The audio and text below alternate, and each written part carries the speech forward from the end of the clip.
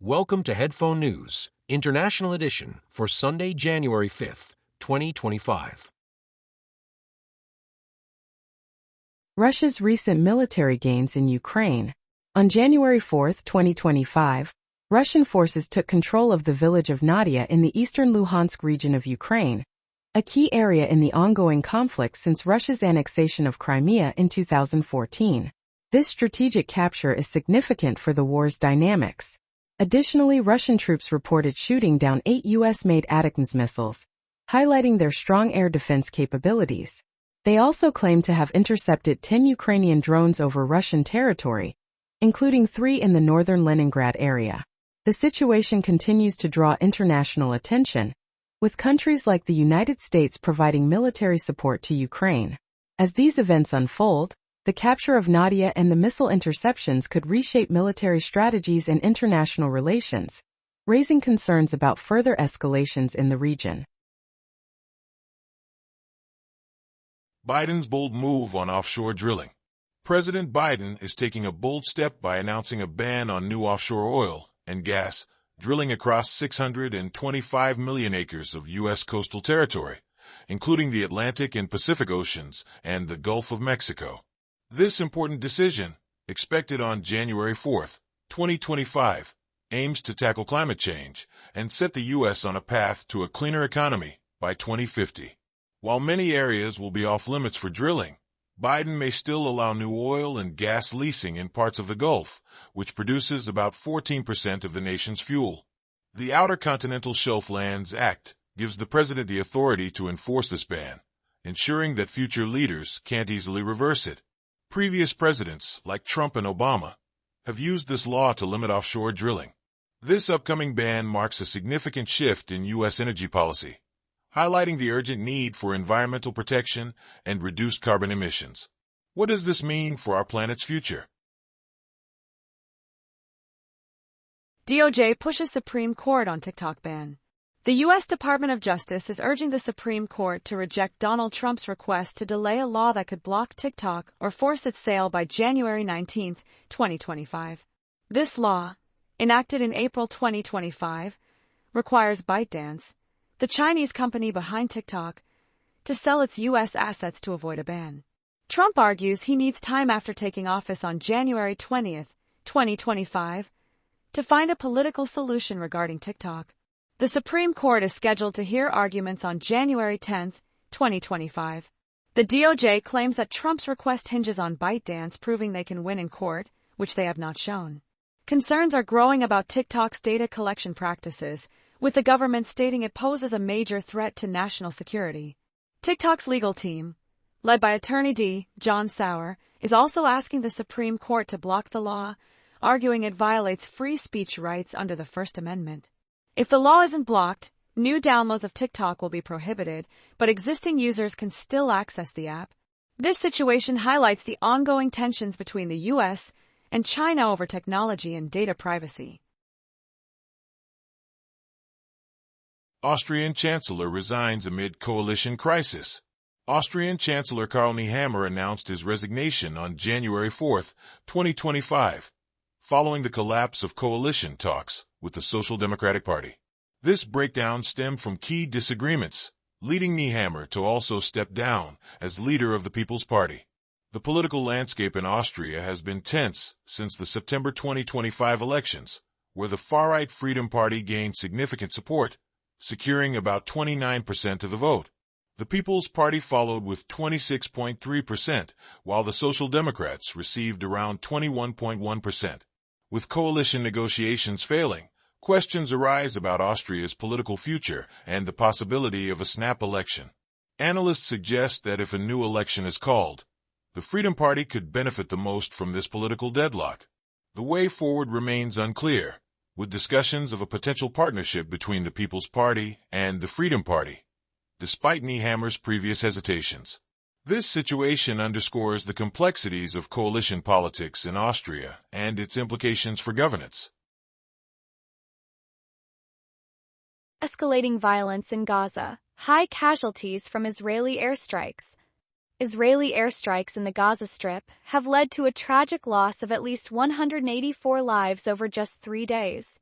The Israeli army conducted 94 airstrikes, primarily hitting residential areas and unarmed civilians, especially in Gaza City. Many describe the situation as extremely dangerous and brutal, with victims trapped under rubble due to damaged infrastructure, making it hard to reach hospitals. Palestinian civil defense officials reported a significant increase in the intensity of these airstrikes, leaving local residents in a state of despair. The Gaza Media Office has condemned the Israeli army for what it calls horrific crimes and criticized the United States for its support of Israel.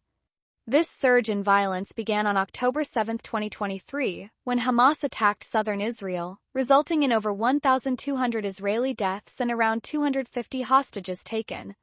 In response, Israel launched a large-scale military campaign against Hamas, leading to over 45,000 Palestinian deaths, according to health authorities in Gaza. The ongoing conflict, rooted in deep historical disputes, has created dire humanitarian conditions, prompting urgent calls for aid and independent investigations. Israel faces scrutiny over hospital chief's detention. Israel is facing intense scrutiny for detaining Dr. Hussam Abu Safia, the chief of a hospital in Gaza. This incident occurred during a military raid on Kamal Adwan Hospital, one of the few medical facilities still operating in the region.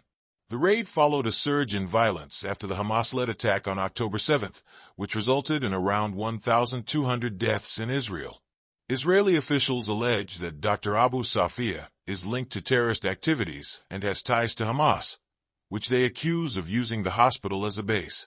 Rights groups and UN officials are demanding his release, or at least information about his whereabouts, due to serious concerns for his safety. The UN Human Rights Office warns that Israel's military actions are pushing Gaza's healthcare system to the brink of failure, with airstrikes claiming at least 170 lives, including children, in just the past week. The ongoing conflict has led to over 45,500 deaths in Gaza, highlighting the urgent need for humanitarian aid and protection for civilians. What does this escalating crisis mean for the future of healthcare in the region? Federal Reserve tackles inflation and labor market challenges. On January 4, 2025, Federal Reserve policymakers, Governor Adriana Kugler and San Francisco President Mary Daly discussed the pressing issues of inflation and the job market at the American Economic Association conference in San Francisco. Currently, inflation stands at 2.4%, with a target of 2%, while the unemployment rate is at 4.2%.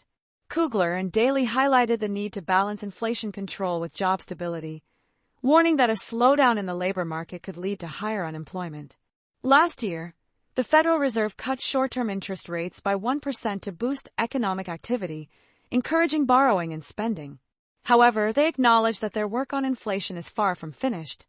Kugler noted, "We know we still have a long way to go. No one is celebrating yet." The discussions reflect the significant impact the Federal Reserve's decisions will have on consumers and businesses in the year ahead.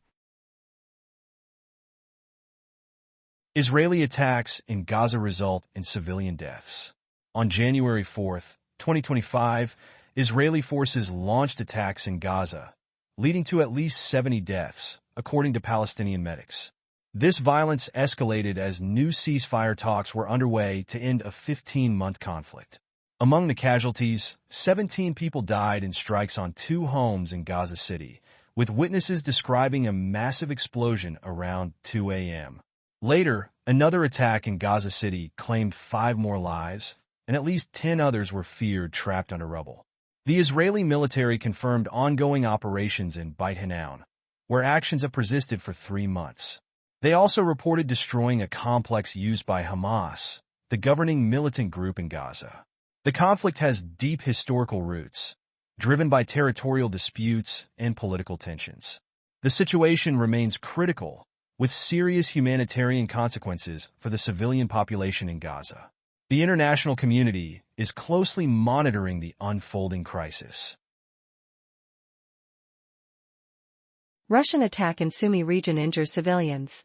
A recent Russian bomb attack struck a village in Ukraine's Sumy region, injuring 10 people, including 2 children. This incident occurred near the Russian border, an area that has faced ongoing shelling since the conflict escalated in February 2022. President Zelensky shared footage showing the widespread damage in Svizha, where a building was left in ruins. Rescue teams rushed to evacuate residents from the wreckage. The Sumy region is often targeted due to its proximity to Russia, raising serious concerns for civilian safety.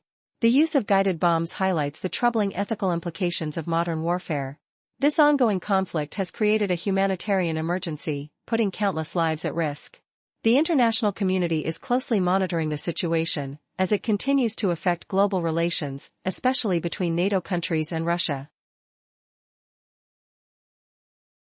Meloni and Trump, a crucial meeting amid tensions.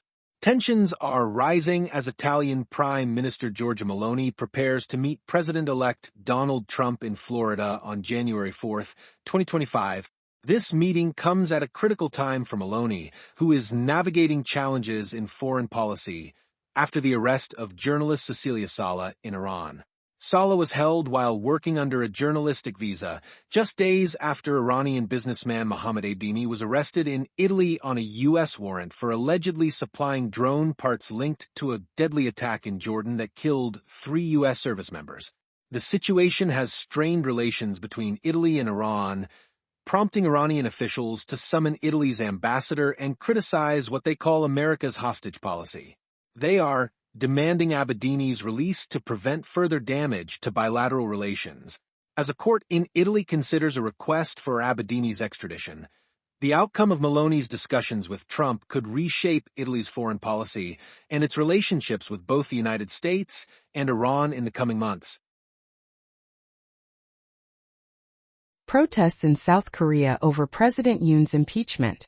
Thousands of demonstrators took to the streets of Seoul, South Korea, on January 4, 2025, driven by anger over President Yoon Suk-yeol's impeachment. This unrest followed an attempt by officials to carry out an arrest warrant for Yoon, who faces serious accusations related to his declaration of martial law on December 3, 2024. The protests highlighted a divided public, with some calling for Yoon's arrest while others sought to invalidate the impeachment process. Tensions escalated during a 6-hour standoff at Yoon's residence, where police intervened to prevent his arrest. As frustration mounts over Yoon's leadership amid threats from North Korea, the Korean Confederation of Trade Unions attempted to march to his residence but faced police resistance, leading to arrests and injuries. The Constitutional Court has scheduled Yoon's impeachment trial for January 14, 2025, which will proceed even if he does not attend. These ongoing protests reveal deep societal divisions and dissatisfaction with the current administration. What does this mean for the future of governance in South Korea? The outcome of this trial could reshape political accountability in the nation. Biden's farewell speeches ahead. President Biden is preparing to deliver 2 important farewell speeches before his term ends on January 20, 2025. The first speech, focusing on foreign policy, is scheduled for January 12, right after his trip to Italy. Biden aims to share a hopeful vision for the future while reflecting on his decades of public service, including his 4 years as president. He will highlight the significance of global partnerships, especially in strengthening NATO and improving relations in the Indo-Pacific region. Additionally, he plans to discuss the aid his administration has provided to Ukraine following Russia's invasion in 2022. As he wraps up his presidency, Biden faces major challenges, including the controversial withdrawal of U.S. troops from Afghanistan in August 2021. His final weeks will include visits to New Orleans and California, focusing on recent attacks and environmental successes. Before leaving office, he may issue more pardons, particularly addressing sentencing disparities. These speeches will mark the conclusion of a presidency shaped by significant domestic and international challenges. That is all the news for today. Thank you for listening to today's headphone news. News summary brought to you by AI.